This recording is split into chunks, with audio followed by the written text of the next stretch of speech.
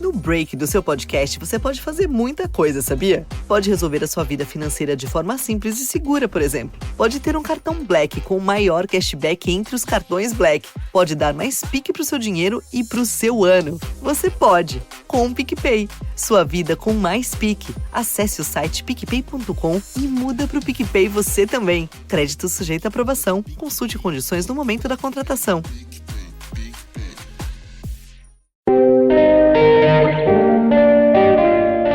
Hello, orderers.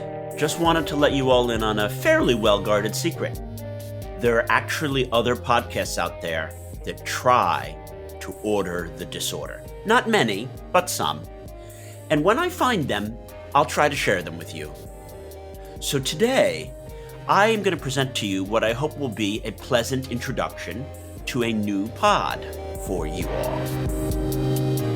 It's a show that I guested on late last year, and one that I think you'll want to add to your podcast listening week, particularly if you're British.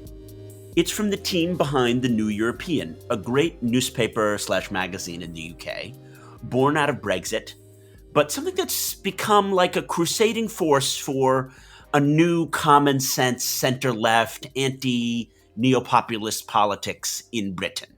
And they discuss a lot of internal British domestic political issues and also how international and continental European issues are seen from within Britain. This podcast is produced by the New European team, and it's called The Two Matts.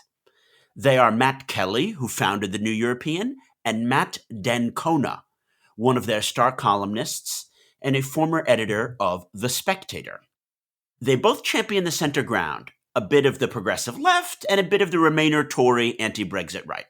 Well, anyway, I was really inspired by their recent episode on how Germany is dealing with its neopopulism problem. This is an issue that we haven't gotten to cover on the Disorder Pod at all. In fact, I realize we've been quite light in our treatment of continental European neopopulism. Not much opportunity to talk about the Svenska Demokraten, which I worry about quite frequently, and I think we should have something covering them. And as many of you may know, Germany has not been immune from this kind of anti-migrant, anti-establishment sentiments. We've seen them all the way back to the Bonn government, and we see them particularly today in East Germany. But because Germany has a unique history, I would argue it has more robust constitutional safeguards than other democracies. My analogy is that because Germany experienced the worst and most hateful and dangerous forms of populism known to man during the 1930s and 40s, this helped the populace and the Constitution generate these unique anti-neopopulist antibodies. And because Germany has those antibodies, we can study them. And we can think, what is there in the uniquely German antibodies which we in America and Britain should learn from or imitate? So with that framing, we're now going to present to you an excerpt from The Two Matts' January 25th show entitled Germany Fighting Fascism, where we join Matt and Matt talking about the massive street protests against the AfD. And if you like what you hear, please follow The Two Matts today. There is, of course, a link to their program in our show notes. So that is what, 1 million people, something like that? 1.4 million people across Germany. In huge numbers of people there in Berlin. And I think that was from the top of the Bundestag, overlooking, I mean, filling the Tiergarten and near the Brandenburg Gate. And, you know, very evocative scenes of hundreds of thousands of people protesting about the rise of a far-right party alternative for Deutschland, the AfD. And we are joined, I'm delighted to say, from Bonn by New European columnist Tanit Koch. Tanit, hello. Hi, Tanit. Hi, how are you? You're going to explain to us what's going on, aren't you? I'll German-splain, yes. Tanit is our German-splaining columnist every week in the New European, and she's now going to German-splain a rather serious turn of events in Germany and the German people's reaction to it. What is going on? Help us out, Tanit. Well, the trigger, which is quite interesting because everybody's talking about the crisis of journalism, etc. The trigger was a great investigative report by a team of fact checkers and investigative journalists called Correctiv, and they basically infiltrated a meeting, a sort of weird alt-right identitarian offsite, which took place in November near Berlin in Potsdam, where members of the AfD, identitarians, I don't know, some sort of fascist dentist, and even fringe nationalist members of the CDU met and discussed how to remigrate. The term remigration sort of seems to become big in those circles. Basically, how to mass deport millions of migrants from Germany, and also quite a substantial number of so-called non-assimilated citizens, which obviously is blatantly illegal, or would be blatantly anti-constitutional. They also discussed how to fundraise for right-wing or far right-wing influencers, how to delegitimize institutions such as the Constitutional Court or public broadcasters. And Correctiv published a couple of weeks ago a good report, a very, very insightful report about this meeting, which triggered those mass protests and sort of people to take to the streets to support democracy, because obviously we shouldn't wait until it's too late. That's basically what caused that sentiment. I guess the first question to ask, Tanit, is why the AfD has grown in popularity, because it's polling around 23%, I gather, just behind the CDU, CSU. How do we account for that? I think, sadly, the largest one, and this is why I'm slightly torn looking at those demonstrations, because obviously, as you said, it's inspiring to see people who voice support for democracy, for fundamental human rights on the street, and even the temperatures were freezing.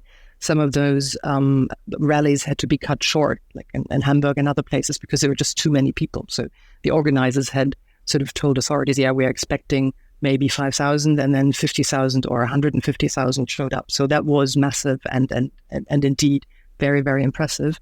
The thing is, if you sort of from Britain or from the US looking upon Germany, you'd think we're about to sort of be overthrown by an extremist movement, whereas in fact we have probably the most left-wing government we've ever had, who in the coalition says we've already sort of ticked off 2/3 of what we planned for this government period. So I'm afraid to say that from a sort of public perspective, government at the moment is seen as the problem and not the solution, which is why AfD may not seem as an alternative to many people, but certainly as a good way to show another form of protest against the actual policies.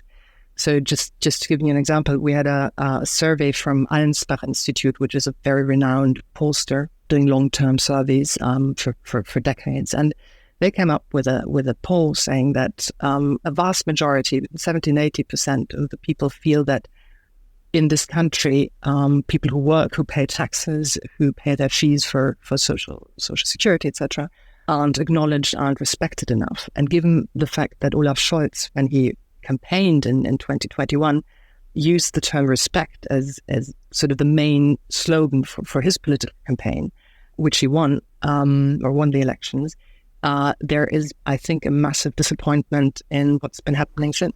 Does this all go back to 2015, Tanit, and the arrival of so many migrants from Syria under Merkel? Is that the sort of root of it all? Well, it's certainly the root of the AfD's success, because they'd been founded beforehand by, you know the story, some academics were actually anti-euro currency, professors, business management professors, economists, and they've been sort of driven out of the party eventually by the extreme, definitely extreme side.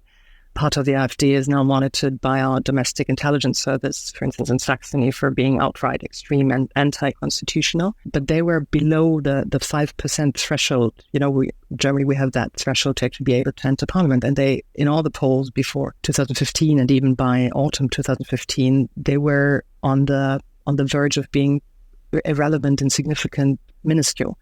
And then came the refugee crisis, and basically, they started not rocketing through the sky, but they gained more and more and more popularity. But when I say this was sort of 12%, 15%. What we're seeing now, again, in the polls, it's between 20 and 30%.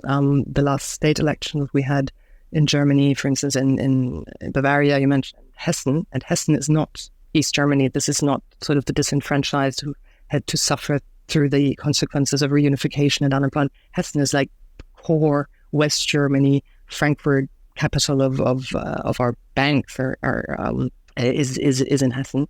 And AfD came second after the CDU. And it may come first in one of the East German states. We're going to see elections later this year. What you just said about people wrapping in a whole lot of complaints into a sense of protesting against the status quo, and the AfD being the recipient of that protest right now, reminded me somewhat of Brexit, inevitably, where people felt like they were given an opportunity to express a broad dissatisfaction at the way their lives were going. And of course, many of which, with no expectation of actually winning the Brexit vote, voted in almost in the certainty that they weren't going to win, but it was an effective way of protesting. And then, of course, they won. And history is history.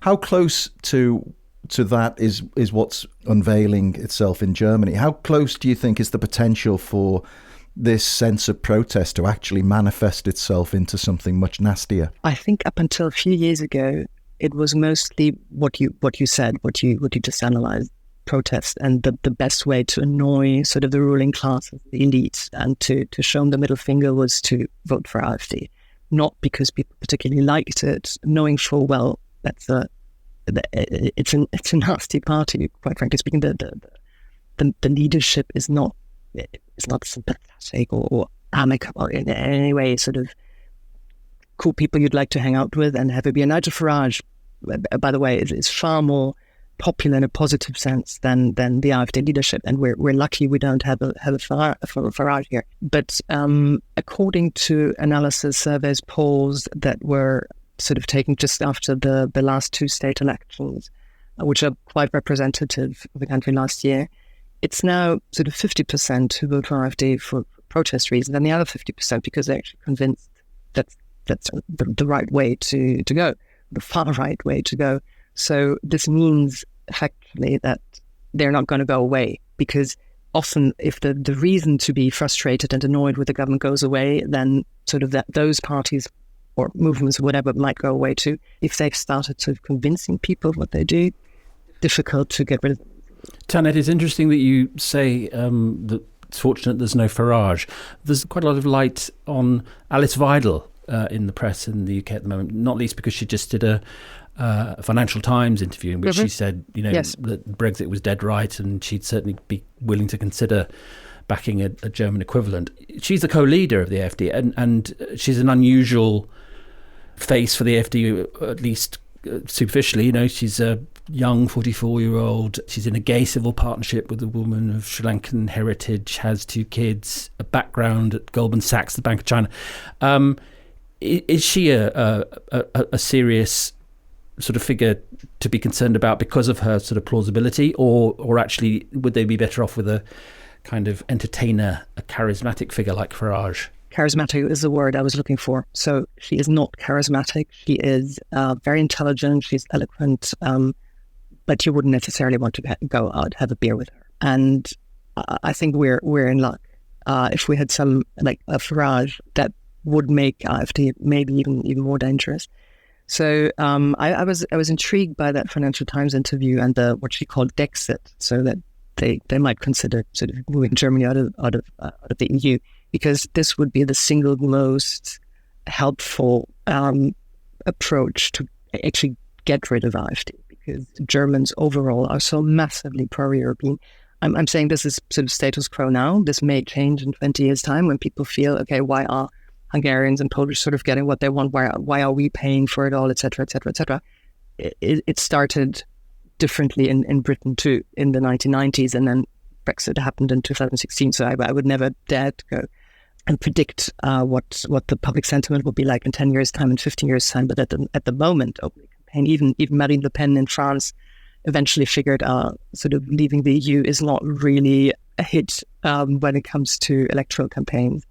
And at the moment would be a killer for AfD, which isn't saying that some of the things they are voicing aren't, and that's the trouble, aren't right. The European Union is incapable of solving the migration crisis in a way that is sustainable, sort of keeping human rights in, as well as our sort of social welfare system, et cetera, in a sort of balanced way. And if you look at, for instance, Ukrainian refugees, and people in Germany know those numbers, it's not that suddenly 30% of the country has turned right-wing extreme. That's definitely not the case. You have a certain number of people who are racist, who are xenophobes, but to say, oh, these are all sort of fascist weirdos who go vote for AfD is taking part of the population just not seriously. So look at Ukrainian refugees. We have the statistics who say that in Poland and the Czech Republic, for instance, around 2/3 of the Ukrainian refugees have been integrated into the labour market. In UK, Ireland, it's more than 50%. In Denmark, it's 74%. Germany, 18%. So we only have 18% of more than 1 million Ukrainian refugees actually integrated in the labour market. Nearly the same in Switzerland and Austria, interestingly, German-speaking countries. So one of the reasons why people think this is that our social welfare measures are so incentivizing them not to work that simply they don't. Another reason, and I think it's a mix of both, is that bureaucracy, because in Denmark they also receive a lot of social welfare, but they do work, that our bureaucracy is just impossible to maneuver through if you're Ukrainian, so you'd rather not bother and stay at home. And people see that, and with energy costs rising, cost of living rising, which interestingly, if you work and pay taxes and pay for your own, heating, etc., and the heating cost goes up, you have to pay for it. If you are on social welfare and heating costs go up in Germany, you don't have to pay for it because the state will cover your energy costs. So I think a vast part of AfD's popularity is that nagging feeling, what about me? Who cares about me? Why aren't those people in charge doing a lot more for me, and not just for the Ukrainians, asylum seekers, etc. And we have to be very careful, because those sentiments, my government cares more for other people than for myself, it can turn toxic at some point. So I think Olaf Scholz, and for instance his Minister for Labour Affairs, etc., they're seeing it, but I'm afraid they don't really have the means to change anything quickly.